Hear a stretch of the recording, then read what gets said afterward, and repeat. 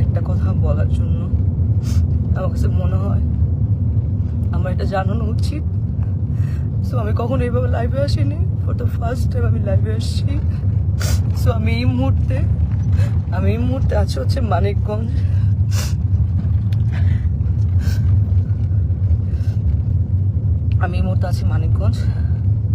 Manikganj director Rafat Majumdar Rinku ভাইয়ের একটা কাজে আসছি ফিকশনে।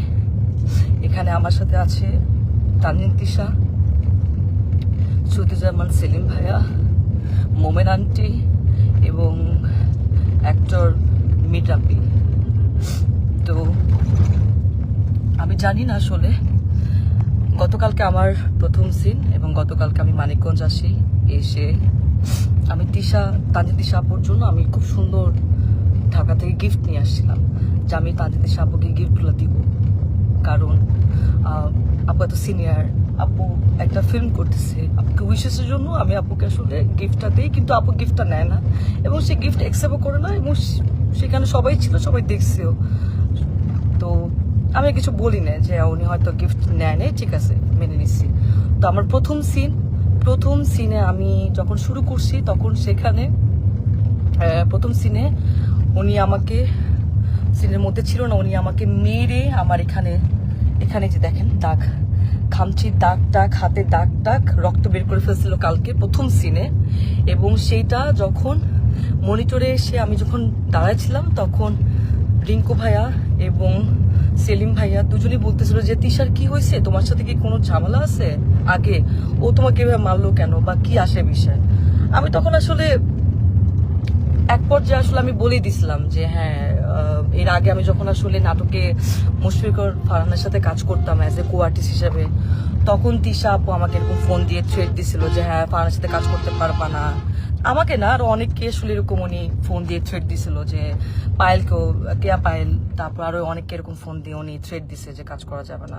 তো আমি তখন বলছিলাম ওই সময়টা যে আপু কেন আমি কাজ করব না, আমি তো আর্টিস্ট, আমি তো সবার সাথেই কাজ করব, ফারহান ভাইয়ের সাথে কাজ করব, জোবান ভাইয়ের সাথে কাজ করব, সবার সাথে। ফারহান ভাইয়ের সাথে কেন কাজ করব না, কি সমস্যা কি? তখন আমি বলছি হ্যাঁ আমার ফারহান আমার জামাই হয়। আমি তখন কিছু বলি না, আচ্ছা ঠিক আছে, মনে হয় পার্সোনাল ওনাদের ব্যাপার হয়তো। তারপরে এরপরে গিয়ে কিন্তু আমি ফারহানকে জানাইছি ফোন দিয়ে যে ফারহান তিশা আপু কিন্তু আমাকে ফোন দিয়ে এইসব কথাবার্তা বলছে, এইভাবে হলে তো কাজ করতে পারবো না। তো সেটাও তাও 1-2 বছর আগের কথা। যাই হোক, উনি হয়তো ওই ক্ষোভ বা এই রাগ নিয়ে আসে কিনা আই ডোন্ট নো। আজকে আমার সব সিন শেষ, আমি লাস্ট সিন। তো ওই সিনের মধ্যে লেখা ছিল যে আমি গিয়ে তিশাপুকে, সিনের মধ্যে লেখা আছে আমি গিয়ে তিশাপুকে চট দিব এবং চট দেওয়ার পর উনি ওইখান থেকে চলে যাবে, এটা সিনের মধ্যে লেখা। তো আমি টেকনিক্যালি, আমরা তো আর্টিস্ট, আমরা তো টেকনিক্যালি কিন্তু আসলে আর্টিস্টকে আমরা যদি কেউ কাউকে মারে বা আঘাত করে, আমরা কিন্তু খুব সফটলি টেকনিক্যালি সেটা করি। তো আমি তিশা আপুকে খুব আস্তে করে গালের মধ্যে জাস্ট একটু গালে হাত লাগাইছি। উনি চলে যাওয়ার কথা ছিল, কিন্তু উনি চলে না গিয়ে উনি সিনের মধ্যে, ক্যামেরা ওপেন ছিল, ক্যামেরা ওপেনে সিন চলতেছে, মানিকগঞ্জে এখানে অনেক মানুষ ছিল, তারপর ডিওপি ভাই আরো সবাই ছিল, এডিটর সবাই ছিল, উনি ওইখানে আমাকে এমন ভাবে মারছে, আমার গালের মধ্যে এত জোরে জোরে মারছে, আমার গাল, আমার চোখ ফুলে গেছে। আর আমি আমি আমি মানে কথা বলতে পারতেছিলাম না, আমার এই জায়গাটা এত জোরে লাগছে, তো আমি নিতে পারি নাই। এন্ড উনি এটা ইন্টেনশনালি করছে, এবং করার পর আমি বললাম যে আপু এটা কি করলেন, আপনি কেন মারলেন আমাকে, আপনার তো এটা সিনে ছিল না। এন্ড উনি আমাকে যা তা গালাগালি শুরু করছে। উনি জানি না আসলে উনি কিছু খাইছে কিনা, কারণ উনি গতকালকেও খুব উইয়ার্ড আচরণ করছে। গতকালকে উনি এরকম 40 মিনিট 50 মিনিট এরকম বাথরুমের মধ্যে আটকা থাকতো, কি খায় না খায় আমরা জানি না, ওনার গায়ে থেকে গন্ধ আসে, এন্ড কেমন যেন পাগলের মতো অ্যাটিটিউড করতেছে। এখন উনি কি নেশা করছে কি নেশা করে না সেটাও আমি জানি না, কিন্তু কেমন যেন পাগলামির মতো আচরণ করছে, এন্ড এটা সবাই দেখতেছে। তো উনি আমাকে চড়া মারার পর আমি বললাম যে আপু আপনি এটা কি করলেন, আপনি কেন মারলেন আমাকে এভাবে, সবাই তো দেখছে। তো উনি আমাকে বলে, আমি পরে ওনাকে বললাম যে আমি কিন্তু অ্যাক্টর সিকিউরিটিকে জানাবো, আপু আপনি যে আমার সাথে এটা করলেন এটা আপনি ঠিক করেন নাই, আপনি আমাকে এভাবে মারতে পারেন না। তো উনি আমাকে বলেছে, ও আচ্ছা অ্যাক্টর সিকিউরিটিকে জানাবা, ও ভাইরাল হবা, একটু ভাইরাল হতে চাও। আমি ওনার কথা শুনে অবাক হলাম যে একজন সিনিয়র আর্টিস্ট কিভাবে এই কথাগুলা বলে। অ্যান্ড উনি এত বছর ধরে কাজ করছে ইন্ডাস্ট্রিতে, উনি আরো আমাকে গাইড করবে, উনি আমাকে আরো হচ্ছে হেল্প করবে, কিন্তু উনি যদি উল্টা আমাকে এইভাবে নেগলেক্ট করে কথা বলে, তাহলে আমি আমি আমি আর্টিস্ট হই, আমি কিভাবে ওনার সাথে কাজ করব, কিভাবে করব বলেন। এন্ড ওইখানে সবাই আমাকে মানাতে আসছে, আমি সবাই দেখতেছে যে উনি আমার সাথে কারো ব্যবহার করতেছে, আপনারা আমাকে কি মানাবেন? তো আর্টিস্ট হয়ে তো আর্টিস্টের কাছ থেকে এটা তো আমরা একসেপ্ট করতে পারি না। আমাকে এমন ভাবে মারছে, আমার এক পাশে কারের দুলো কোথায় পড়ে গেছে, আমার কোনো কিছু খেয়াল নাই। তো আমি এখন ঢাকায় চলে আসতেছি, আমি অ্যাক্টর সিকিউরিটিকে জানাবো যে একজন সিনিয়র আর্টিস্ট হয়ে এইভাবে যদি আর্টিস্টকে স্ক্রিনের মধ্যে শুটিংয়ে যদি এভাবে মারে এবং যাচ্ছে তাচ্ছে ভাবে খারাপ ব্যবহার করে, তাহলে তো সেটা মেনে নেওয়া যায় না, এইভাবে তো কাজ করা যায় না।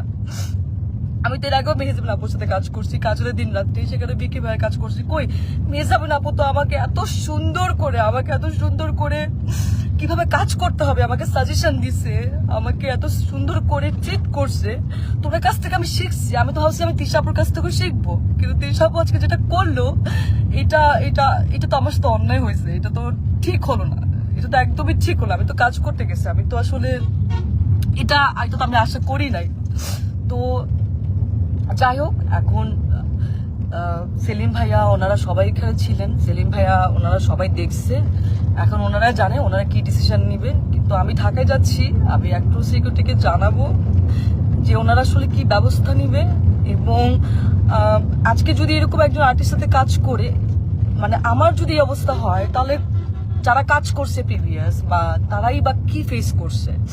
তো আমি তো সবসময় আশা করি যে আমি যারা সিনিয়র, যারা মেহজাবিন আপু বা যাদের সাথে কাজ করব, কখনো সামনে যখন কাজ করব, তাদের কাছ থেকে আমি শিখবো। কিন্তু তানজিন তিশা আজকে উনি যেটা করলো আমার সাথে, আমি এত নাইসলি ওনাকে গিফট দেওয়ার চেষ্টা করলাম, সেটাও তো নিল না, উল্টা আমাকে মারলো শুটিং সেটে। এটা কি ঠিক করলো? আপনি তো সিনেমা করছেন না, তানজিন তিশা তো সিনেমা করছে, তো একজন সিনেমা আর্টিস্ট, তার তো মনটা অনেক বড় হওয়ার কথা ছিল, সে তো আর আমাদেরকে শিখাবে, গাইড করবে, কিন্তু সে সবার সামনে আমাকে এভাবে মারলো।